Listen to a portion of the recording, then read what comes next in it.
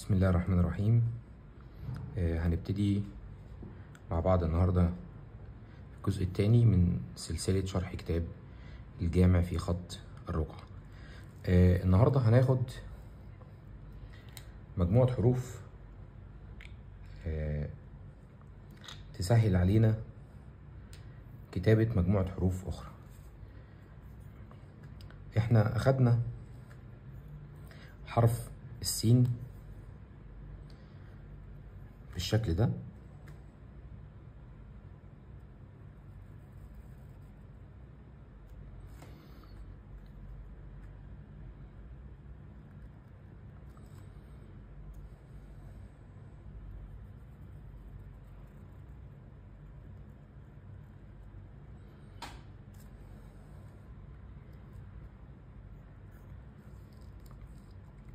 وده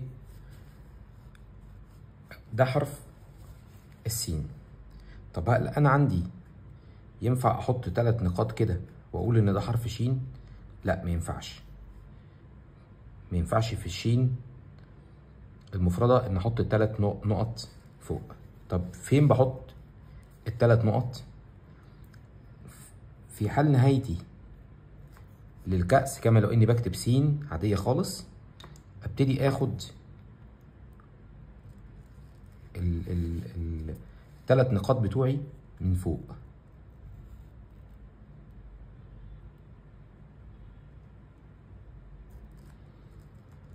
لكن ملاصقين لمين؟ لجسم او لنهاية الجسم بتاع الكأس. طيب هنا هنلاحظ حاجة، حد يقول لي هل العلاقة دي هي ال3 نقط اللي احنا اخدناها من شوية او في الجزء الاول؟ لا، هنا دي حادة شوية عن الجزء الاول، عن ال3 نقاط. هنا في صعود لاعلى، وبالتالي السماكة هنا ارفع قليلا، ثم دوران اقل جدا ونزول، فاكني بكتب رقم 8. بحافظ على ايه بقى في الجزء ده؟ بحافظ على التوازي اللي بيكون بين جسم الكاسة وبين نزول بقية حرف الشين او 3 نقاط بتوع الشين.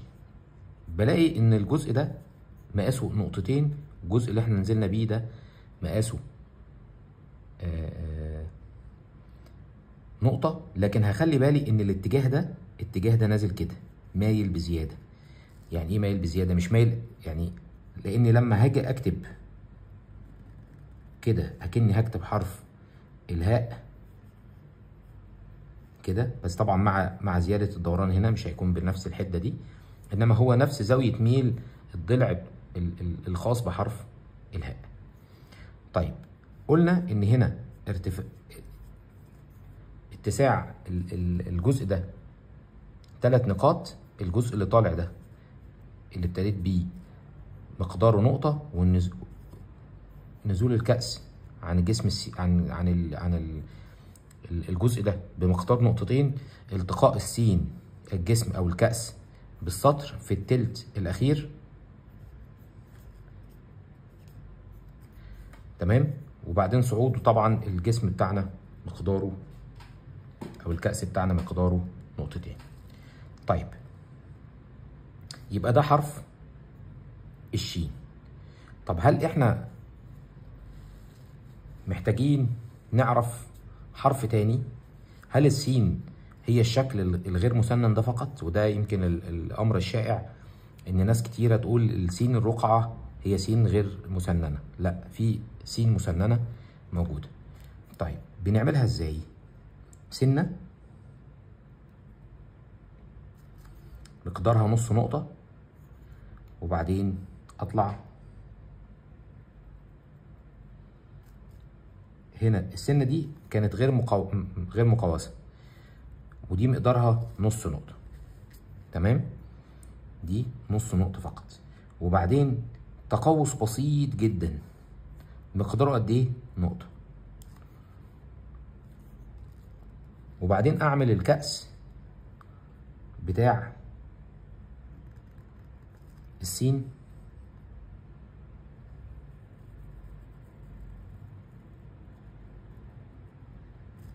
بالصورة دي برضو. ده كده سين مفرد، ارتفاع 2، اتساع 2. طيب لو عايز اعمل شين هي نفس الفكرة، اطلع لفوق وانزل موازي. اطلع لفوق امتى؟ ابتدي الصعود مع نهاية الكأس كما لو اني بكتب س مفردة. تمام؟ وقلنا هنا نقطة والجزء ده نقطتين، وهنحافظ هنا على التوازي ده عشان ده جزء من جماليات حرف الشين. طيب جميل. هل احنا عندنا حروف تاني لو خدناها هنتعلم هتفيدنا في حروف تاني؟ هناخد النون. احنا عندنا شكل اخر للنون. النون عندنا 3 اشكال، فيهم الشكل اللي هو شبيه بكأس السين، وعندنا نون صورة تانية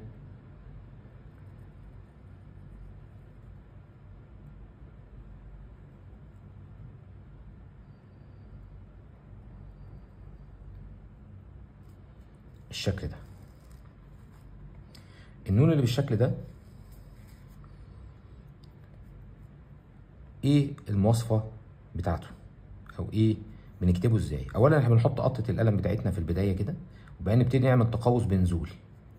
جميل. التقوس بنزول ده هيفيدنا في ايه بعد كده؟ الجزء ده هيفيدنا في ايه بعد كده؟ ده حروف كتيرة جدا، هيفيدنا في حروف كتيرة جدا. الباء مع الحاء هي نفس الحرف ده هو الباء، وبعدين هركب عليه الحاء. يعني لو جيت اعمل الحاء هعمل الحاء كده وانزل اعمل كده، هتبقى دي الباء مع الحاء. طيب هلاحظ هنا بس جزء مهم جدا. اولا السماكه كلها في البدايه، وبعدين بيبتدي القلم يخس معايا او يقل معايا نتيجه الدوران. طيب تحت هنا مدبب، عندي حالتين، يا اما تحت هنا يكون مدبب يا اما تحت هنا يكون دوران بسيط. الشكلين موجودين. طيب براعي بقى ايه وانا طالع؟ هنا في سماكه، في تدرج في السمك في النزول، انما في الصاعد سماكه واحده، يعني الجزء ده سميك واحد، سماكه واحده من تحت لفوق. تمام؟ خدناه من شويه. الجزء ده هو نفس الفكره برضو، اقدر اعمل منه حرف الهاء، اكنه ده زاويه الميل دي هي نفس زاويه الميل بتاعت الشين. طيب ايه تاني؟ الاقي ان الجزء ده كده على خط واحد، يعني انا نزلت وطلعت على خط واحد. طب انزل قد ايه؟ انزل نقطتين. نقطتين. طيب الاتساع بتاعي ده قد ايه؟ انا ملاحظ ان انا نازل وطالع.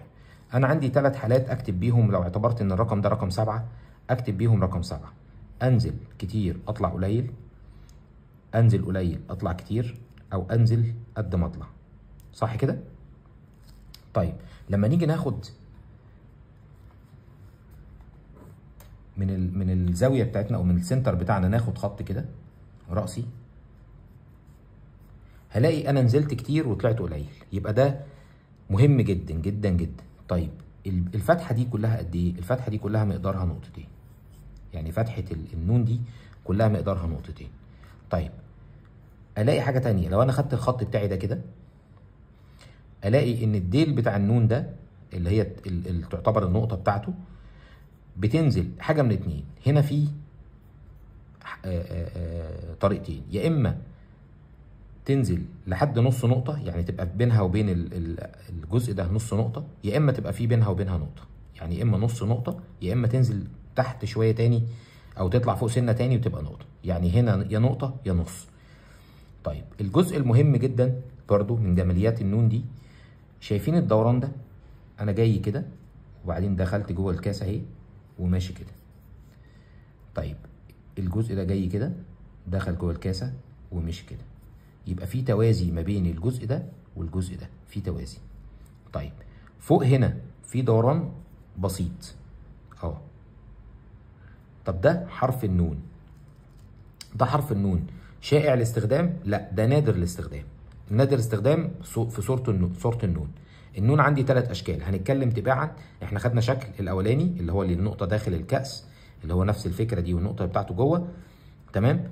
ده شائع الاستخدام، والشكل ده نادر الاستخدام في صورة النون المفردة. طيب نيجي هنستفيد ايه بقى من النون اللي احنا خدناها دي؟ هنرجع لحرف الباء اللي احنا خدناه. هنرجع لحرف الباء اللي احنا اخدناه اللي هو كده.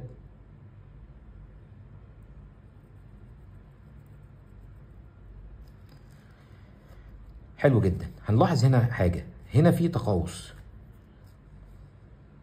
هنا مفيش تقوس. إذا أخدت الشين بالجسم ده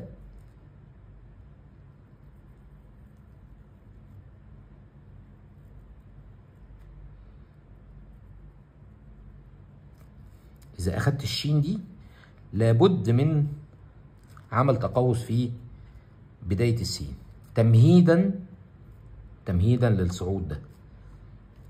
تمام؟ يبقى الفرق ما بين الشين دي والشين دي، الشين دي مستقيمة تماما ما فيهاش أي تقوس، لأن أنا هقف بقلمي وهعمل كاسة منفصل. إنما هنا هاخد قنطرة وهنزل آخد الكأس.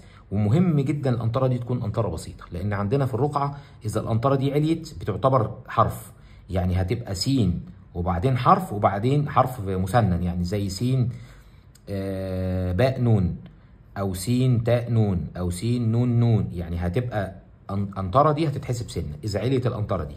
فهنا هنخلي بالنا من القنطرة دي إنها تكون نقلة بسيطة. طبعا هنا 3 نقاط. البداية بتاعتي نقطة عادي خالص، الاتساع بتاعي قلنا نقطتين. قلنا إن النزول أكتر من الصعود، بنلاقي هنا يا إما ربع يا إما ربع يا إما تلت، يعني تلتين نازل وتلت طالع، أو 3/4 نازل وربع طالع. تمام؟ وتوازي بين الجزء ده والجزء ده. أيضا الجزء ده من سميك لرفيع. تمام؟ هنيجي برضو نلاقي إن الجزء ده في شبيه بحرف الإيه؟ الهاء، لو أنا عايز أعمل الهاء الإيه؟ الهاء المنتهي. تمام؟ أو شبيه باللام ألف لو أنا عايز أعمل اللام ألف المنتهي. هنوصل لها إن شاء الله مع بعض. طيب، ممكن نكتفي بالجزء ده على اساس ان الفيديو برضو ما يكونش حجمه كبير ونقدر نرفعه، وان شاء الله باذن الله انتظرونا في الجزء الثالث ان شاء الله. ولو في اي حد عنده اي سؤال في الحاجات اللي احنا اتكلمنا فيها سواء الجزء الاول او الثاني، ممكن يبعت لنا رسائل على الصفحه ان شاء الله. السلام عليكم ورحمه الله وبركاته.